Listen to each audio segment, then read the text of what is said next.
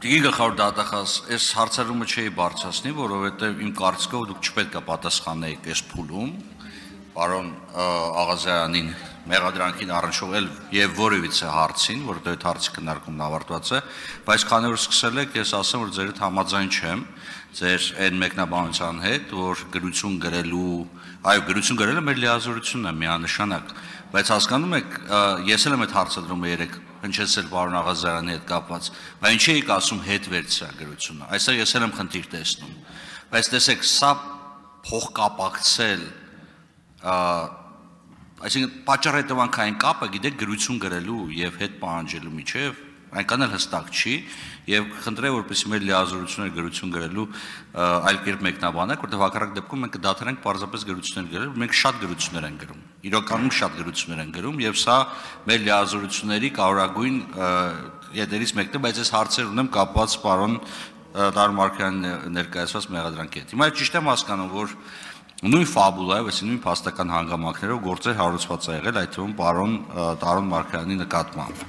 որոնք արժվել են այդ թվում եւ նախ եւ առաջ ոչ արդարացնող հիմքով, այն է վաղեմության ժամկետները լրանալու պատճառով եւ դրա հիման վրա հաշվի առնելով որ գործերը կարճվել են, դրանից հետո մենք բերում ենք նույն ֆաբուլայի հիման վրա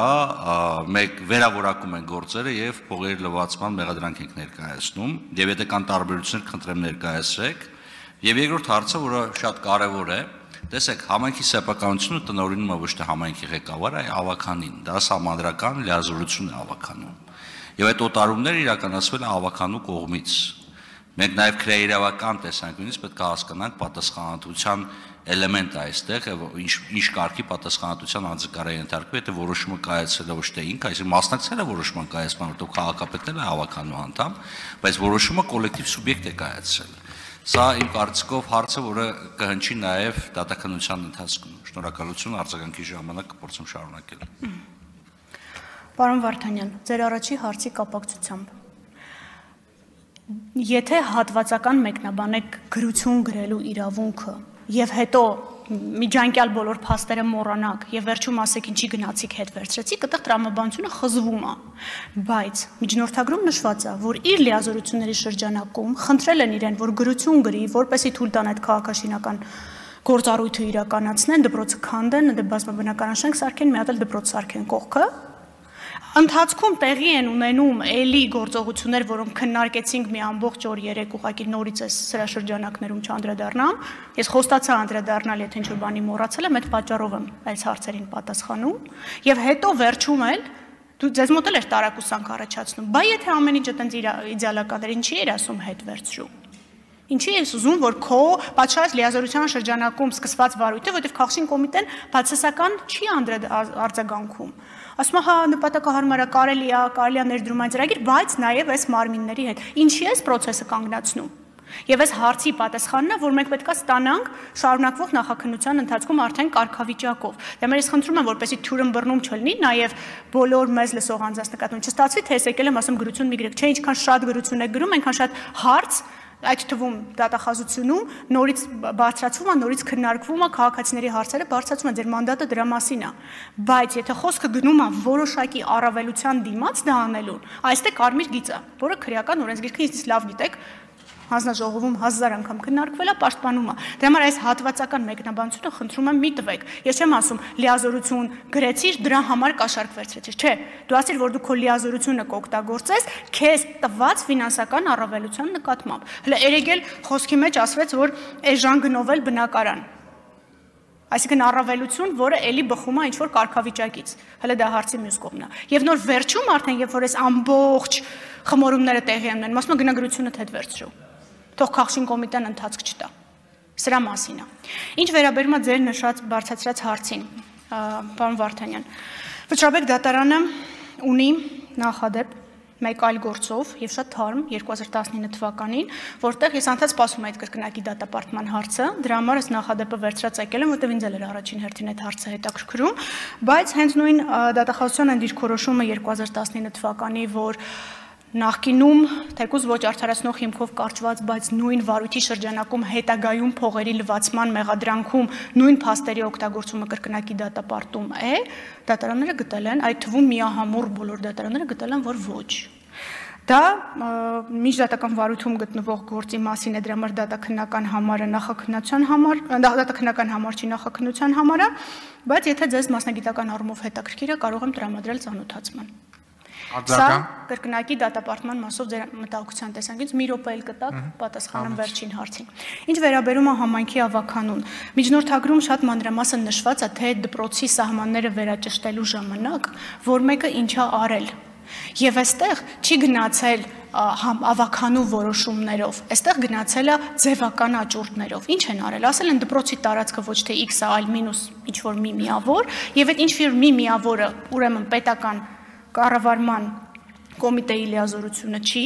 իդեպ երկօրյա մամուլում շրջանառվում է, բա կառավարությունը ոնց է այդ տարածքները տալիս, շատ պարզ է, որովհետև կառավարությունն է որոշում ու հատկացնում։ Տվյալ դեպքում կառավարության որոշումն են շրջանցել, ոչ թե ավականու, պարոն Վարդանյան։ Այստեղ իրենք փորձել են ցույց տալ, որ սա ուղղակի համայնքի սեփականությունը եւ դրել են աճուրդի համայնքի սեփականությունը։ Ոչ թե օտարել են, ոնց որ երկու վկայակոչված փաստաբաններ վկայակոչվում, երկու վկայակոչված դպրոցների դեպքերով, որտեղ որ կառավարության որոշմամբ է դպրոցին հատկացված հողատարածքը հետ վերցվել եւ հատկացվել ներդրումային ծրագրին։ Իդեպ նույն Տարոն Մարգարյանի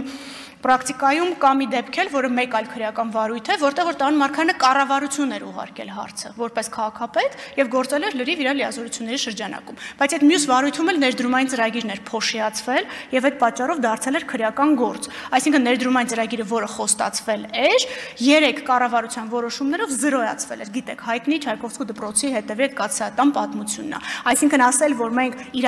օրինական ճանապարհը չգիտենք, էլի չի ստացվելու, որովհետեւ նույն ժամանակահատվածի 13-14 թվականների ուղիղ գրություններ կան, որտեղ քաղաքապետը գրում է, որ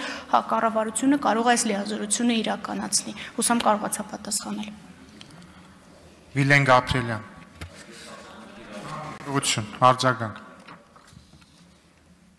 Շնորհակալություն,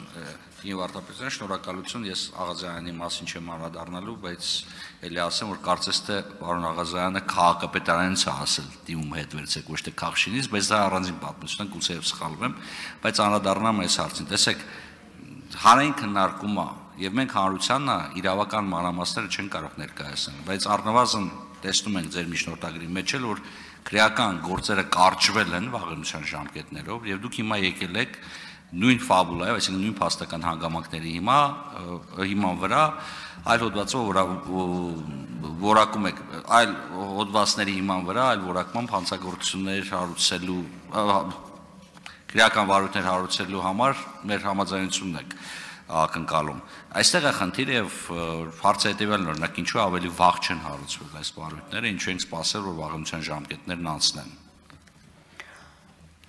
Պարոն Վարդանյան, Վճռաբեկ դատարանի նախադեպային պրակտիկային ինձ լավ եք ծանոթ։ 2019 թվականին Վճռաբեկ դատարանը դեռևս չուներ նախադեպային որոշում, որտեղ ասում էր, որ բավարար է միայն արարքի օբյեկտիվ կողմի նկարագրությունը որպես պրեդիկատ նկարագրելու համար։ Ասում էր, դու պետք է ունենաս 4 հանցակազմով հաստատված վերջնական մեղք, նոր դրա հիման վրա կառուցես, դա 2011 թվականի Վճռաբեկի նախադեպն էր, որը մինչև 2000 դավաճանի 20 թիվներ, երբ որ Վճռաբեկ դատարանը փոխեց այդ նախադեպը Սուքեսյանի գործով եւ ասաց, որ ոչ, անհրաժեշտ չի, նաեւ այս իրավիճակները աչքի առաջ ունենալով, որ անհրաժեշտ չի, որ մինչև վերջին ստորակետը դատական ակտով հաստատվի, հետո նոր գաս փողերի լվացման հանցակազմ քննարկես։ Ենթադրում եմ 2019 թվականին ես չեմ պաշտոնավարել, բայց ենթադրում եմ այդ տրամաբանությամբ, որ պրեդիկատները ուղարկվել են դատարան, եւ եթե նկատեցիք 2024 թվականից սկսած, երբ որ բոլորը համաձայնվել են վաղեմության հիմքով հետապնդումները դադարեցնելուն, եւ ես էլ նշեցի, որ ինչքան էլ պնդում են դա բանավոր, բայց դատարանում մենք չունենք արձանագրում, որ համաձայն չեն եղել մեղադրանքի հետ, նոր դրանից հետո մենք արդեն իրացրել ենք երկրորդ կտորը եւ փողերի լվացման մեղադրանք ենք առաջադրել։ Եթե 2 րոպե կտակ, ես Վճռաբեկի այդ դիրքորոշման հատվածը կարդամ ձեզ համար, որտեղ որ այդ փողերի լվացման մասով ասում է, որ դու կողմին պետքա հնարավորություն տաս, որպեսզի իր իրավունքները պաշտպանի։ Իդեպ դատարանները տուժող կողմի ներկայացուցչի բողոքի հիման վրա են այս որոշումը կայացրել։ Հա, կարելի է։ Խնդրեմ։ Դատարանն արձանագրել է, որ Երբ օրենքով նախատեսված բոլոր միջոցառումները չեն ձեռնարկվել հանցագործությունը եւ այն կատարած անձին կամ անձին բացահայտելու ուղղությամբ, անձի կրկին անգամ դատվելու մասին հետևությունները վաղաժամ են եւ չեն կարող պայմանավորված լինել բացառապես քննվող քրեական գործով առաջադրված մեղադրական փաստական կողմի եւ քրեական օրենսգրքի 190 հոդվածի 3-րդ մասի առաջի կետով այդ նույն քրեական գործի հարուցման մասին որոշման նկարագրական մասի նույնական փաստեր արկա լինելու հանգամանքով։ Ուղիղ ձեր հարցին պատասխանում, ասում է, այս դեպքում դու չես կարող սահմանափակել նաև այդ իրավունքը անձի, որը որ տվյալ դեպքում պահանջում է, որ բացի պրեդիկատից նաև փողերի լվացում է տեղի ունեցել։ Իսկ տրամաբանությունը օրենք վճռաբեկի նախադեպից է բխել, որ չէին կարող միայն նկարագրությամբ ուղարկել։ Այդ ավելի ուշ է վճռաբեկը զարգացրել։ Հիմա մենք ուղարկում ենք արարքի օբյեկտիվ կողմի նկարագրությամբ։